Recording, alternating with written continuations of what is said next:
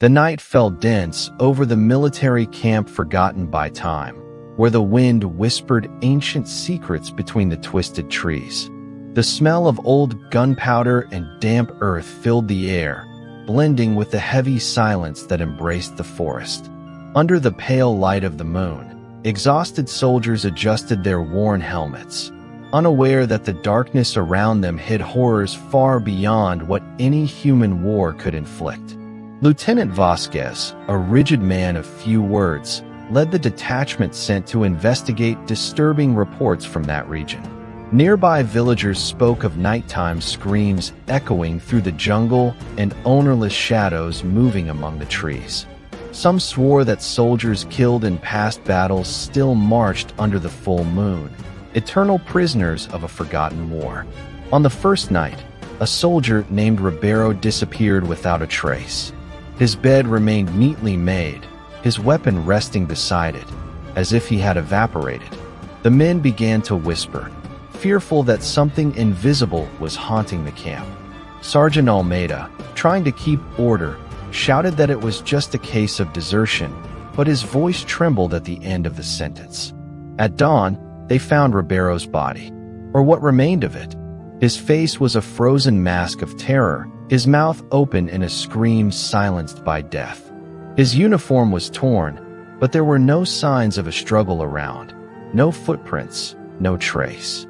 Only a strange symbol carved into his flesh, a spiral that seemed to spin and pulse lightly, even after death. The second night brought with it a biting cold, even though it was spring.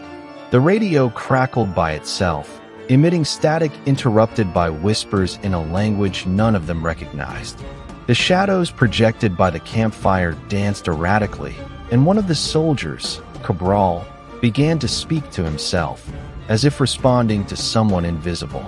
"They are watching us," he repeated, his eyes wide, fixed on the darkness.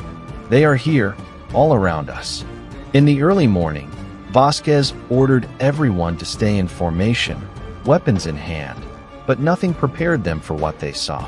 From the trees, figures began to appear, not completely solid, but specters wrapped in tattered uniforms from long past, with wounds that had never healed. Their eyes were empty abysses, and from them echoed the same distant screams the villagers had mentioned. The bullets did not hurt them. The prayers did not drive them away. One by one, the soldiers were consumed by a paralyzing terror, as if each ghost stole a fragment of their soul as it passed.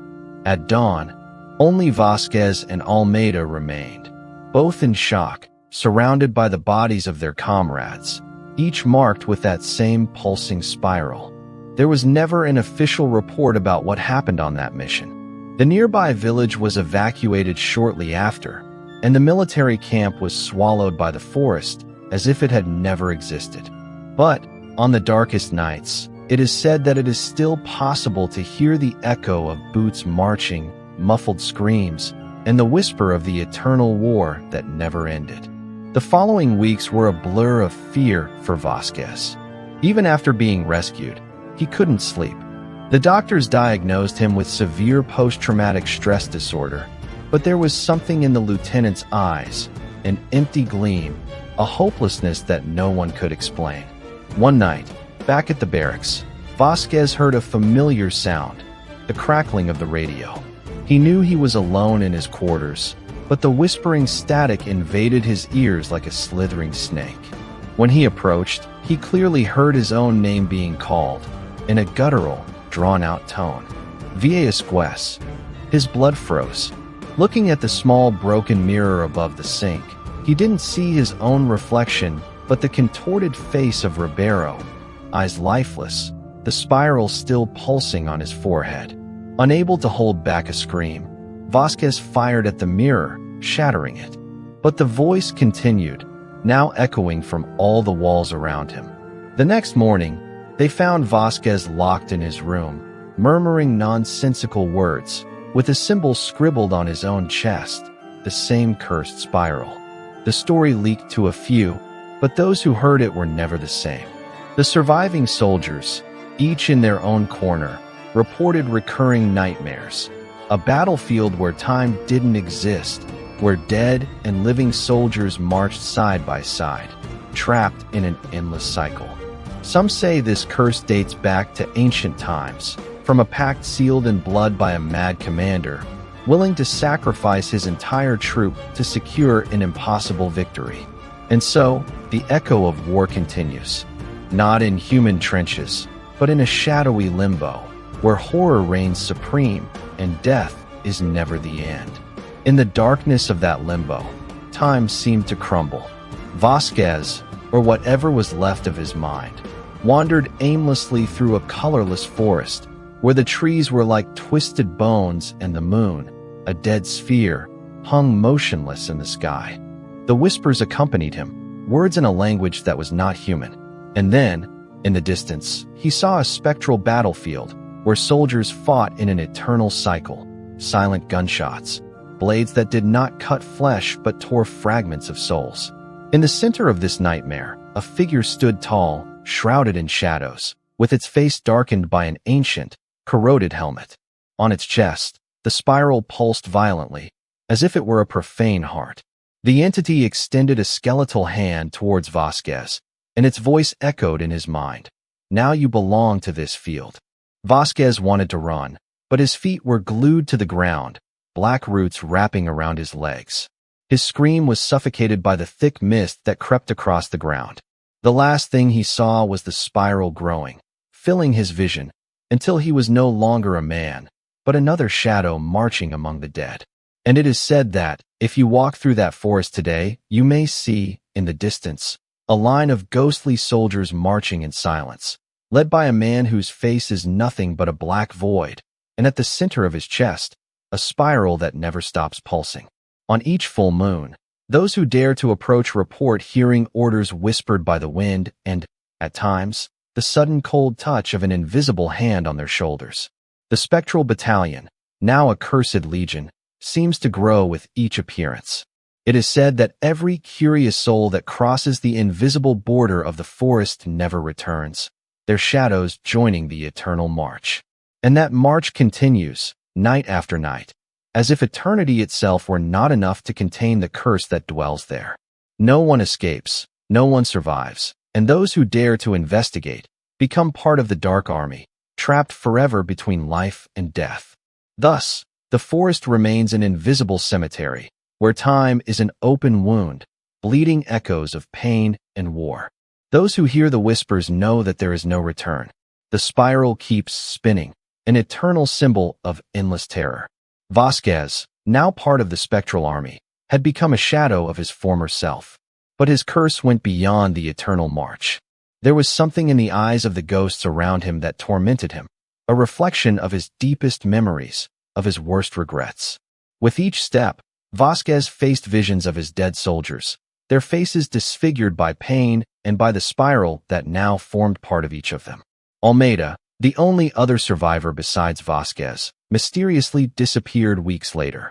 Reports from other military personnel indicated that he was seen wandering the forest in a trance, muttering incoherent words while a thick mist seemed to engulf him. He was never seen again. Meanwhile, rumors began to spread. Civilians recounted sightings along the border of the cursed forest. Shepherds claimed their flocks dared not approach, and hunters who ventured into the limits returned murmuring about translucent figures and voices calling their names. A group of skeptical investigators decided to investigate. They brought modern equipment, cameras, microphones, and instruments to measure the inexplicable. What they managed to capture were blurry images, supernatural voices, and by the end of the first night, the disappearance of 3 team members.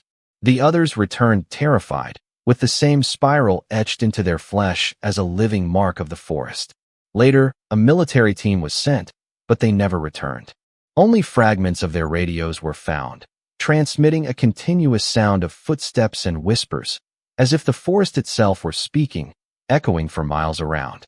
On rainy nights, the wind that passes through Atabea carries unmistakable sounds, muffled screams, and a melancholic war hymn. The oldest in the region say it is a warning. Do not approach the forest. Today, the story of the cursed battalion is told in whispers, both among military personnel and civilians. as a myth that everyone fears may be true. The forest remains a taboo, a place that guards secrets of a nightmare that never ended. And at the center of it all, the spiral keeps spinning, drawing victims into its eternal embrace, while the ranks of the spectral army expand. As the ghostly battalion grew, the legends surrounding the forest began to attract not only curious souls, but also cultists and mysterious groups interested in the spiral symbol. They claimed to be followers of an ancient sect that believed the cursed battlefield was a portal to another dimension, a place where the living could attain eternal power. However, none of them returned to confirm such theories. Among the soldiers, the story became a grim warning in the training fields. New recruits were frequently terrified by stories from their superiors, who swore that the screams of the cursed could be heard on moonless nights. Vasquez, even in his spectral form, seemed to take on the role of leader of that endless march, now a silent, inhuman shadow. A strange detail was recorded by military satellites that flew over the region. The images showed inexplicable circular patterns among the trees, as if the forest itself shaped its vegetation into spirals.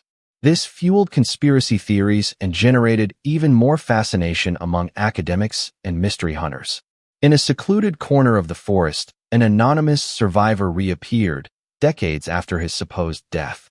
Covered in scars, with empty eyes, he muttered a single phrase repeatedly: "The spiral never ends." Before he could reveal more, he disappeared in the hospital, leaving only an empty bed and the sound of marching boots echoing through the halls. Soon after, sightings increased on the outskirts of the forest. People reported an oppressive presence, a feeling of being watched, as if invisible eyes were lurking from every shadow. Will-o'-the-wisps emerged between the trees, leading the few brave enough to follow the lights to never return. In the last attempt at investigation, a group of veteran soldiers decided to seal the borders of the forest with explosives, trying to destroy the evil at its root. But as they prepared for the operation, the ground beneath their feet shook, and distorted screams echoed in the distance. Only one survived, incoherently muttering about familiar faces in the flames, calling their names. Today, the forest remains an impenetrable landmark. Neither time, science, nor belief can explain the horrors that dwell there. But one thing is certain: the spiral, pulsing and eternal, keeps spinning. More and more people disappear, their stories dissolved into rumors and legends. Perhaps they are waiting, or perhaps they already know that no one ever escapes the eternal cycle. And so, the legend of the cursed forest persists, a grim echo of horrors that transcend the limits of human understanding. The spiral, pulsing and endless, remains as a reminder that some secrets should never have been unearthed. Perhaps, when night falls, you will hear footsteps resonating in the darkness or feel a sudden chill, as if invisible hands are watching you. Perhaps the wind, with its enigmatic whispers, will bring names you've never heard, but seem strangely familiar. Remember, the boundary between curiosity and danger is thin. Those who dare challenge the unknown often become part of it.